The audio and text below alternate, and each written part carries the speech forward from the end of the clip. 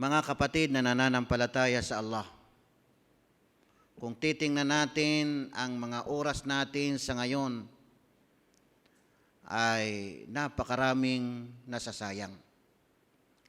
Dahil sa pagdating ng eleksyon, ay ibig sabihin, nasasayang ang mga oras ng ilan sa atin. Kung bakit mga kapatid na nananampalataya sa Allah, dahil mga bagay na hindi rin importante ay tinutugunan, binibigyan ng pansin, inuubos ang oras sa mga komento. Pansinin natin mga kapatid na nananampalataya sa Allah, sa social media o sa ating mga Facebook,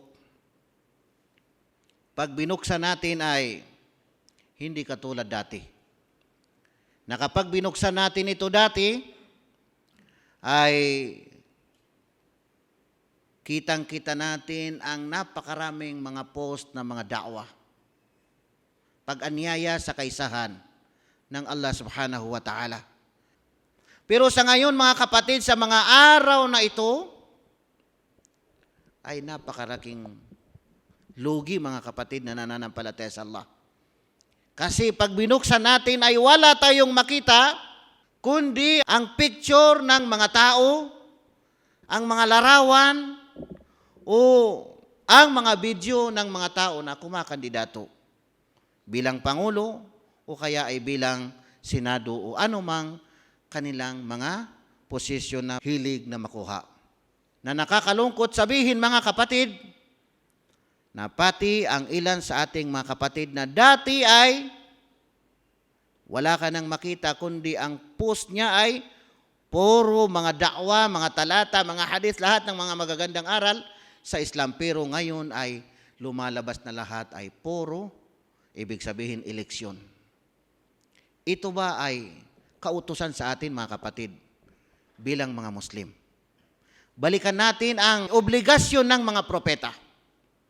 Mula sa umpisa hanggang sa dulo ay wala ng laktaw, kundi ang pagda'wa sa kaisahan ng Allah subhanahu wa ta'ala. Ad-da'wa ila Allah subhanahu wa ta'ala.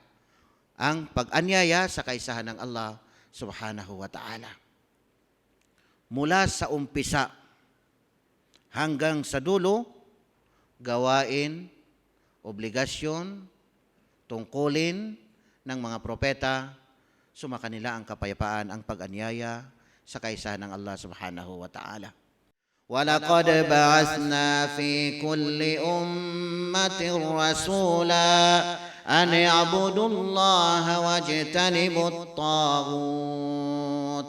Katiyakan sabi ng Allah subhanahu wa ta'ala na isinugo namin sa bawat pamayanan. Kami ay nagsugo, sabi ng Allah subhanahu wa ta'ala, sa bawat pamayanan ng Rasul.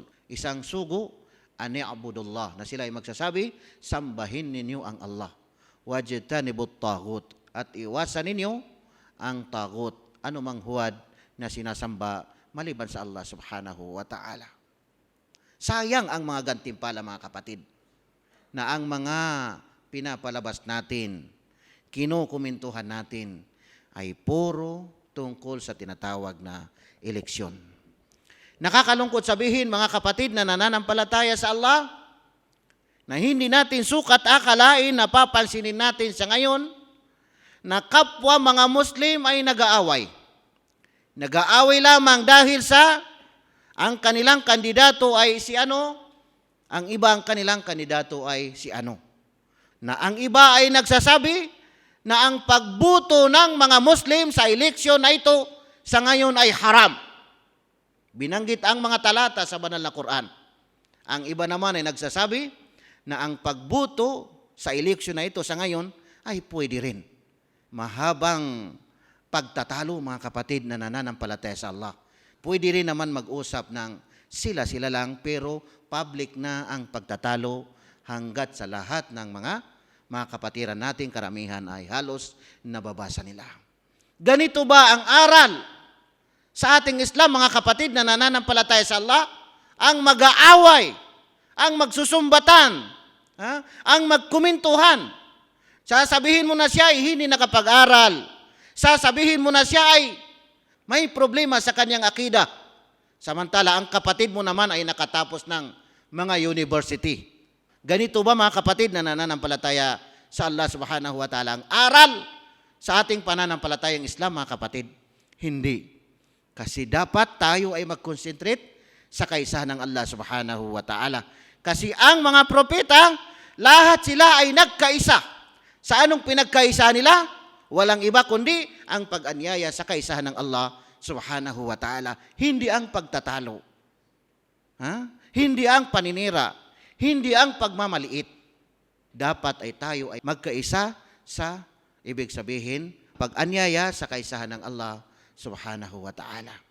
Mayroon kang makita na bawal, kasi nga hindi Muslim ang kumakandidato, kahit sino man ay bawal, inilabas ang mga talata sa banal na Quran na bawal tangkilikin, bawal gawing kasama, bawal suportahan ang hindi Muslim.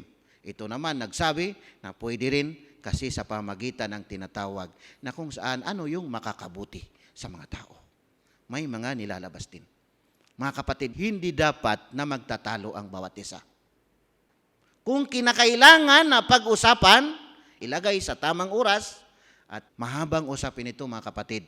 Binabanggit lang natin ito, mga kapatid, upang sa gayon ay magkaroon tayo ng idea na ang mga bagay na ito ay hindi na dapat tayo mag-aaway, hindi na dapat tayo magkukumentuhan, hindi na dapat tayo magsiraan, mga kapatid na nananampalataya sa Allah.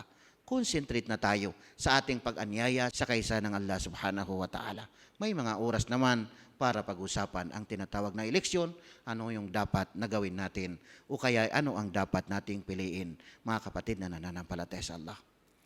Ang mga propeta, ang mga sugo ng Allah subhanahu wa ta'ala, sila ay nagkaisa sa pag-anyaya sa kaisahan ng Allah subhanahu wa ta'ala.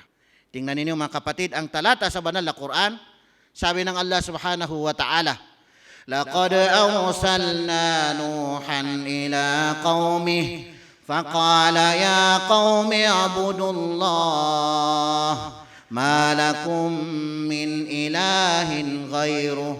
Maliwanag, mga kapatid na nananampalataya sa Allah. لقد أرسلنا نوحا إلى قومه. Katiyakan na aming isinugo si Noah sa kanyang mga pamayanan. Faqala, at kanyang sinabi ni Noah, si Propetang Nuh alayhi salam, Ya qaumi abudullaha ma lakum min ilahin ghayru. O aking pamayanan, sambahin ninyo ang Allah. Ma lakum min ilahin ghayru. Wala na kayong ibang Diyos maliban sa Kanya. Maliban sa Allah. Pag-anyaya sa kaisahan ng Allah subhanahu wa ta'ala. Sa iba pang mga propeta, mga kapatid, وَإِلَىٰ عَادٍ أَخَاهُمْ هُودًا قَالَ يَا قَوْمِ اعْبُدُوا اللَّهَ مَا لَكُم مِّنْ إِلَٰهٍ غَيْرُهُ. Tingnan ninyo, mga kapatid. At isinugo namin, sabi ng Allah subhanahu wa ta'ala, وَإِلَىٰ عَادٍ أَخَاهُمْ هُودًا. At isinugo namin sa pamayanan ni Ad ang kanilang kapatid na si Hud. Qala ya qaumi abudullah, kanyang sinabi ni Hud, ya qaumi abudullah, o aking pamayanan, sambahin ninyo ang Allah. Ma lakum min ilahin ghayru. Wala na kayong ibang Diyos maliban sa Kanya. Si Propetang Noah, sinabi niya, Ubudullah, ma lakum min ilahin ghayru. Sambahin ninyo ang Allah, wala na kayong ibang Diyos maliban sa Kanya.